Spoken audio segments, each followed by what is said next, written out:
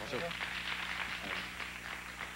Alors, Marc, j'ai... Excuse-moi de t'interrompre, Normand, mais c'est parce que ce que j'ai à dire ne peut vraiment pas attendre. Je t'aime, Normand. Je t'aime beaucoup, Normand. Beaucoup. C'est vrai, au début, là, quand tu t'en sais, tu me donnais mal au cœur, mais j'ai fini par m'attacher à la longue. Puis vraiment, aujourd'hui, j'aurais beaucoup de peine si tu te faisais écraser par une automobile. Alors aujourd'hui, j'aimerais aborder un sujet d'importance capitale qui va sans doute changer la vocation, sauf une Mercedes blanche, 1962. Aujourd'hui, je voudrais parler d'un sujet d'importance capitale qui va sans doute changer la vocation de milliers de personnes. Je vais te parler, Normand, de la guimauve. Comme tu le sais sans doute déjà, l'histoire de la guimauve, Normand, est intimement reliée à celle de la fabuleuse civilisation des pharaons. En effet, sur les hiéroglyphes sacrés du temple d'Amon à Karnak, il est dit qu'Akhenaton, qui est bon, le fils d'Amenophis III, fils de Thoutmôsis IV, fils d'Hatshepsut X, fils d'Amosis Ier, fils de Thoutmôsis II, qui était le frère de Céline Dion, fit préparer pour le 32e anniversaire de son épouse, la reine Néfertiti, une gigantesque guimauve de 32 tonnes, à l'intérieur de laquelle on avait inséré 17 nageuses synchronisées qui faisaient dans le marshmallow des affaires normales, des affaires écœurantes, tout en même temps. En tout cas, le jour de l'anniversaire de la reine Néfertiti, donc, ce jour-là se transforma malheureusement en horrible cauchemar. On plaça l'immense monument architectural qui était la guimauve de 32 tonnes sur la braise, et les flots de pâte chaude qui s'écoulèrent alors engloutirent la reine Néfertiti elle-même, quelques 750 000 Égyptiens et au moins les 3/4 de la maison des chênes.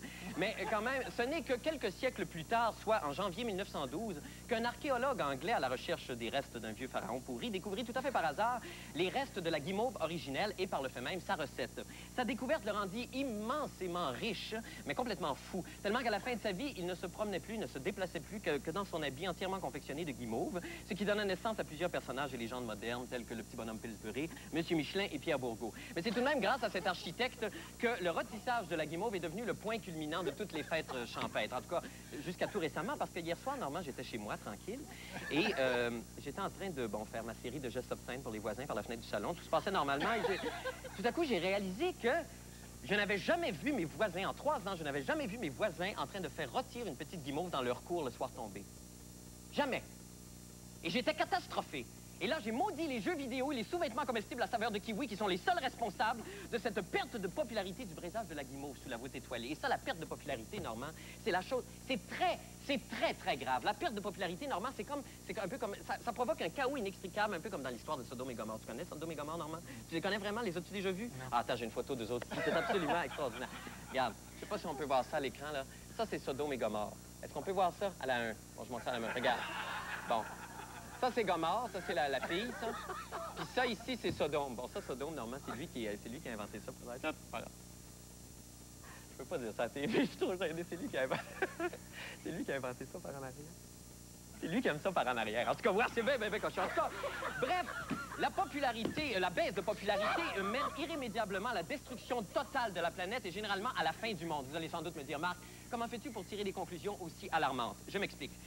La popularité répond au même fonctionnement que l'organisation interne de l'atome. Je ne sais pas si vous vous en souvenez, ici même, il y a quelques semaines, nous avons proclamé que l'univers entier était exclusivement composé d'atomes. Bon, c'est pas une théorie bien nouvelle. Déjà dans la Grèce antique, Leucippe, Épicure, Lucrèce et Nicole Germain en avaient fait leur philosophie de vie. Ils couchaient tous ensemble aussi. En tout cas, on avait appris aussi que dans l'atome était généralement constitué d'un noyau et aussi d'une quantité variable d'électrons dont le but ultime était de tournoyer autour de leur noyau en chantant de jolies chansons à répondre. On avait aussi appris que lorsqu'un électron quittait son noyau, la charge électrique que provoquait ce déplacement entraînait inévitablement la fission nucléaire, ce qui se termine généralement par la fin du monde. Et ça, c'est excessivement contrariant. Est-ce que je suis très clair pour tout le monde? Je ne crois pas. Alors, Normand et moi allons faire une petite démonstration pour vous aider à saisir le phénomène. Lève-toi, Normand, si ça ne te dérange pas. Non. Imaginons, supposons petit A, un public délirant. Petit Q, une idole brune pâle. Alors, le public fiévreux tournoie autour de son idole, exactement à l'image de l'électron qui tournoie autour de son noyau. Et à chaque fois que le public tournoie autour de son idole, il crie « Yeah, yeah, yeah! C'est toi qui es la plus grosse! C'est toi! C'est toi! » Et là, l'idole se met à danser pour remercier ses fans. Danse, Normand. Danse, s'il te plaît.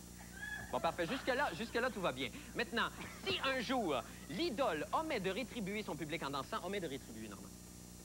Omet. Jamais, c'est ça? Non, il faut... Mais, plus clairement? Non, fait, j'ai oublié de danser. Ah, j'ai oublié de danser. Bon, là, généralement, le public se déplace vers une autre idole, je sais pas, une autre idole, par exemple celle-ci, et là se met à tournoyer autour de cette nouvelle idole en criant « Yeah, yeah, yeah, cacamoulu, cacamoulu ». Je connais pas exactement le sens de cette expression, mais elle doit être magnifique parce que c'est ainsi que mon fils m'appelle depuis 3 semaines et que je suis son idole. Bref, merci beaucoup, hein. Merci infiniment. On peut s'asseoir. On peut s'asseoir. Bref, j'ai été très, très courroucé lorsque j'ai appris la perte de popularité du braisage de la guimauve sous la voûte étoilée. Alors, je suis sorti dehors, Normand. Je suis sorti sur mon patio. Et dans tous mes états, je me suis agenouillé. J'ai frappé le sol. J'ai frappé le sol plusieurs coups. J'ai pleuré à chaudes larmes. Et là, je me suis tourné vers le ciel et j'ai crié à l'immensité. Pourquoi? Pourquoi? Alors, il y a eu comme un immense éclair tout à coup, et tout de suite après m'est apparu un visage effrayant. Un immense visage, effrayant et sordide. C'était Yolande. C'était Yolande, Normand. La petite grenouille à l'air patibulaire, tout droit sortie du royaume des morts, venue expressément pour me consoler. Alors Yolande m'a dit, « Marc, ne t'en fais surtout pas. Les hommes sont futiles et vaniteux. Ils préfèrent rester foirés chez eux à s'intoxiquer de Lifesavers en écoutant Marguerite Blanc à 4 saisons parler de stuff pour enlever les taches. Mais ils ne savent pas ce qu'ils font. » Alors Yolande a sorti de son attaché-case une petite guimauve grillée qu'elle me tendit majestueusement en disant, « Prends, ceci est mon corps. Va et répands la bonne nouvelle. Et si tu trouves un homme capable de mettre 5 guimauves dans sa bouche, alors le monde sera sauvé. » Mais j'ai dit, Yolande, Yolande, cet homme, Yolande, j'ai dit, Yolande, cet homme, Yolande, cet homme, là, c'est Normand. Et là, elle a souri et elle est partie dans le ciel. Alors, Normand.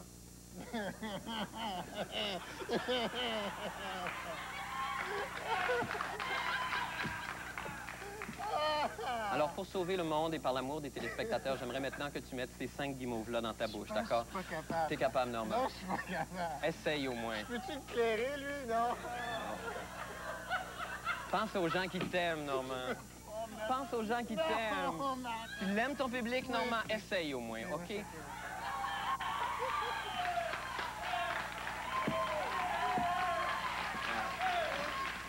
Alors, je comprends que ça peut être très difficile à faire. Je l'ai essayé tantôt, j'ai failli vomir. Alors, prends-en un. Ouvre ta bouche. Un pour la bêtise, OK? Tu peux en prendre 2. 2, Normand. Une pour la cupidité du monde. Prends une pour la médiocrité des gens, Normand. Prends-en une autre pour la maladie. Et prends-en une dernière pour les guerres, Normand. Les guerres qui étouffent. Bravo, Normand, le monde est sauvé. Bravo. Merci beaucoup.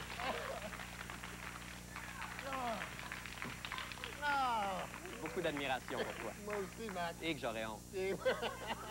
On écoute une pièce qui s'appelle... Et que je vais y mettre l'emploi. Non, c'est quoi une pièce qui s'appelle Tango Diabolo et c'est Suzanne Parère.